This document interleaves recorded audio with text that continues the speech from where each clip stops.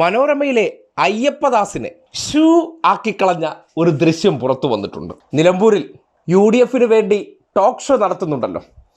എത്രത്തോളം കോൺഗ്രസ്സുകാരെയും ലീഗന്മാരെയും കുത്തി നിറച്ച് അവർക്ക് അനുകൂലമായിട്ടുള്ള ചില കാറ്റുകൾ രൂപപ്പെടുത്തുക എന്നുള്ളൊരു തന്ത്രം മെനഞ്ഞുകൊണ്ട് മനോരമ നടത്തിയ ഇടപെടലിൽ ഒരു വയോധികന്റെ ഇടപെടൽ കണ്ടാൽ ഹീറോയിസം എന്നല്ലാതെ മറ്റൊന്നും വിളിക്കാൻ കഴിയില്ല.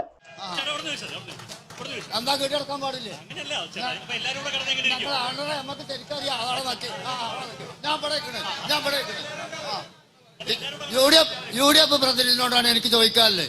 UDF പ്രതിനിധി പറഞ്ഞു ഇവിടെ ക്ഷേമ പെൻഷൻ ഒക്കെ കൊടുത്തത് കോൺഗ്രസ് ആണ്, കോൺഗ്രസിന്റെ ഭരണകാലത്താണ്. ഞാൻ ഒന്ന് ചോദിക്കട്ടെ, കോൺഗ്രസിന്റെ ഭരണകാലത്ത് ഇന്ദിരാഗാന്ധി നെഹ്റുവിന്റെ ഭരണകാലത്ത് കൊടുത്തിനെന്താണ്? ആൺകുട്ടികൾ ഒന്നും ഇല്ലാത്ത 55 വയസ്സായവർക്ക് 40 കുറച്ച് പെൻഷൻ കൊടുത്തിരുന്നു. രണ്ടാമത് ഇവിടെ കർഷക തൊഴിലാളി പെൻഷൻ കൊടുക്കാൻ നേരത്തെ 7.5 കോടി ഉറുപ്പിയാണ് അന്ന് കേരള നിയമസഭയിൽ 80 പാസ്സാക്കിയത്. അന്ന് അതിനനുസരിച്ച് സംസാരിച്ച ആള് നിങ്ങൾക്ക് ഓർമ്മ ഉണ്ടാവില്ല, എനിക്ക് ഓർമ്മയുണ്ട്. ആദ്യം അതിനെ എതിർത്ത് സംസാരിച്ച ആള്, കർഷക തൊഴിൽ പെൻഷൻ എതിർത്ത് സംസാരിച്ച ആള് CDAജിയാണ്. പ്രത്യുൽപാദന ശേഷി ഇല്ലാത്തവണ് കൊടുക്കാൻ പാടില്ല എന്നാ പറഞ്ഞു. രണ്ടാമത് അതിന് അവിടെ നിൽക്കികളെ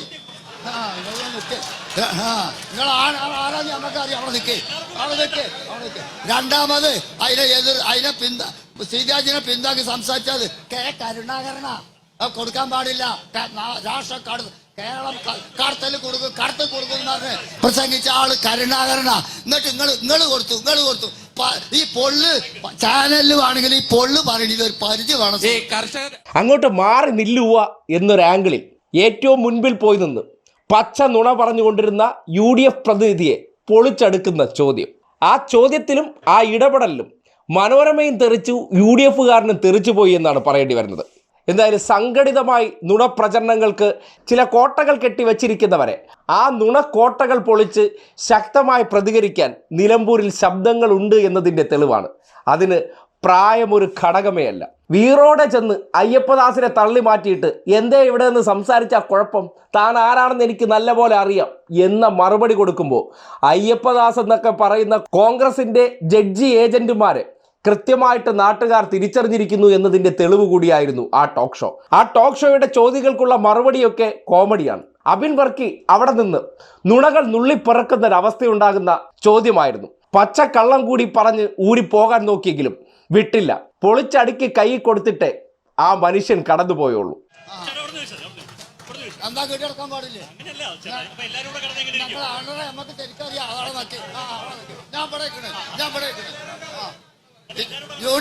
UDF പ്രതിനിധിയോടാണ് എനിക്ക് ചോദിക്കാനുള്ളത്. UDF പ്രതിനിധി പറഞ്ഞു ഇവിടെ ക്ഷേമ പെൻഷൻ ഒക്കെ കൊടുത്തത് കോൺഗ്രസ് ആണ്, കോൺഗ്രസിന്റെ ഭരണകാലത്താണ്.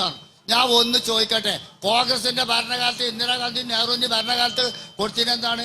ആൺകുട്ടികൾ ഒന്നും ഇല്ലാത്ത 55 വയസ്സായവർക്ക് 40 കുറച്ച് പെൻഷൻ കൊടുത്തിരുന്നു.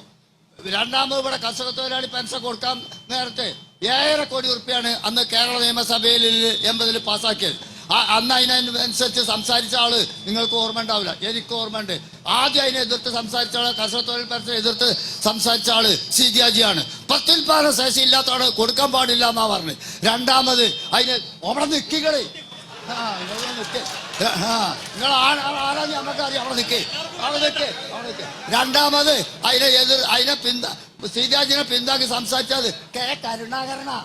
കൊടുക്കാൻ പാടില്ല, രാഷ്ട്ര കേരളം കടത്തല് കൊടുക്കും എന്ന് പറഞ്ഞ് പ്രസംഗിച്ച ആള് കരുണാകരനാ. എന്നിട്ട് നിങ്ങൾ കൊടുത്തു. ഈ പൊള്ള് ചാനലിൽ ആണെങ്കിൽ ഈ പൊള്ള് പറയുന്നത് ഒരു പരിധി വേണം.